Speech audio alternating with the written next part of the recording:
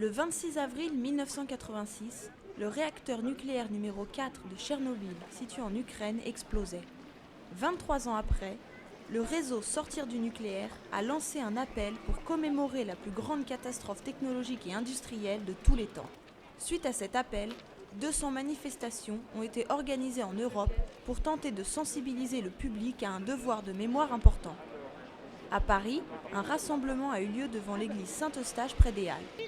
Vêtus de noir et portant des masques, les manifestants ont déambulé jusqu'au parvis de Beaubourg sous les yeux surpris des Parisiens. Donc moi je suis là pour commémorer l'anniversaire de Tchernobyl.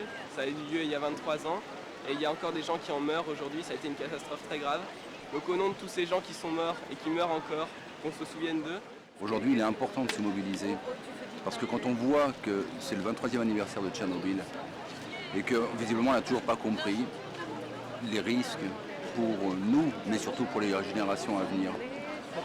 Produisons local, les énergies renouvelables sont là pour ça et arrêtons le nucléaire. Certains mouvements écologiques, comme les Verts Paris, ont choisi d'aller à la rencontre des Parisiens sur l'esplanade du boulevard Richard-Lenoir, près de la Bastille.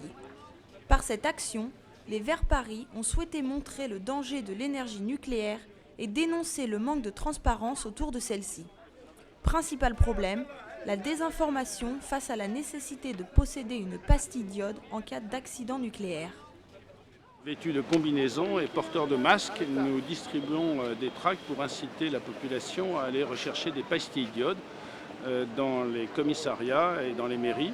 La pastille d'iode, c'est ce qui vous permet d'éviter le cancer de la thyroïde en cas d'accident nucléaire.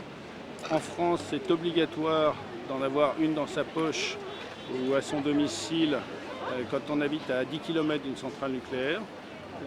Le problème, c'est que les radiations, elles se diffusent jusqu'à 500 km. Et donc à Paris aussi, il faut que tous les Parisiennes et tous les Parisiens aient des pastilles d'iode. Avec le deuxième plus grand parc nucléaire mondial, la France accueille 58 réacteurs et plus de 1000 sites renfermant des déchets nucléaires. Pourtant, une autre politique énergétique est possible, basée sur les énergies renouvelables et la réduction des consommations. Une politique qui pourrait permettre de sortir du nucléaire rapidement.